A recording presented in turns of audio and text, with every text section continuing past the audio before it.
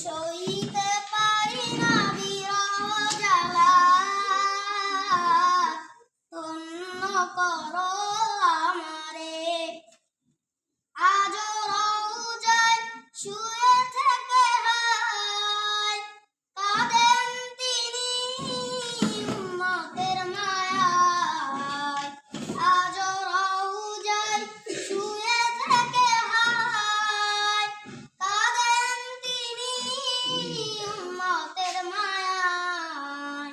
ওদের অশ্রু ভেজায় সালাম পাঠিয়ে দিলাম শিয়রে।